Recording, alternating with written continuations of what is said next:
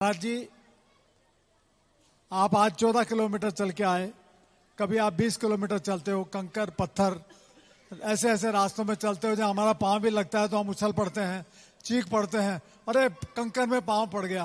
और फिर आकर के आप जिज्ञासा समाधान में वैसे ही मुस्कुराते हुए उसी एनर्जी के साथ में आप हमें जवाब देते हो। और चाहे आप सुबह 10 किलोमीटर चलो, 15 किलोमीटर, शाम को चलो, 30-30 किलोमीटर चलने के बाद में भी आपका उत्साह एनर्जी बनी रहती है। और हम लोग बहुत जल्दी जरा सा हाथ में लगा, अरे हाथ में लग गई, वो एकदम से घबरा जाते हैं, एकदम से लगता है कुछ बहुत बड़ी बात हो गई है। तो महाराज जी, कैसे हम अपने परिणामों को स्थिर रख सकें, अपने परिणामों में स्थिरता कैसे ला सके, कृपया हमें आशीर्वाद दें और हमें मार्गदर्शन करें।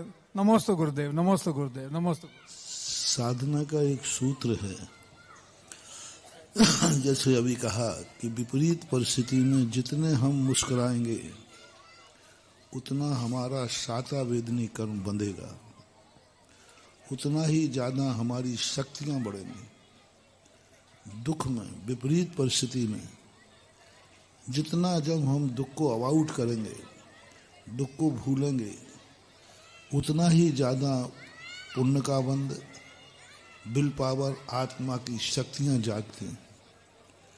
और जितना ज़्यादा हम कष्टों को ज़्यादा अनुभव करेंगे तो हमारी शक्तियां कमज़ोर होती हैं।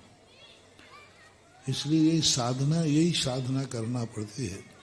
इसलिए महावीर स्वामी ने अपने साधक को जितने अधिक कष्टों से गुजरने की उन्होंने कहा, उन्होंने सीधा कह दिया, आप जितने जितने कष्टों से गुजरोगे और सहिष्णु बनते जाओगे, तुम्हारी साधना, तुम्हारी शक्तियां चमत्कृत होती जाएगी।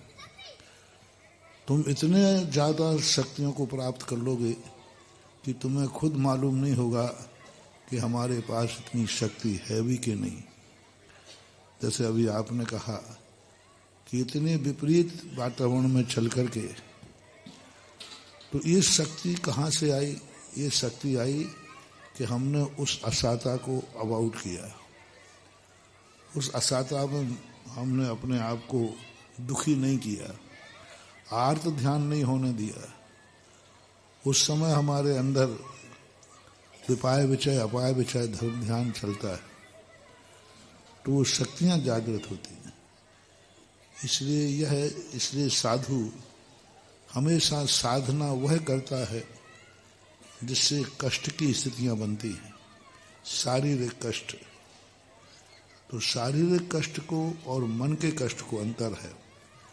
शारीरिक कष्ट को मन का कष्ट मत बनने दो, बस शरीर चलता जाएगा और मन प्रसन्न हो जाएगा।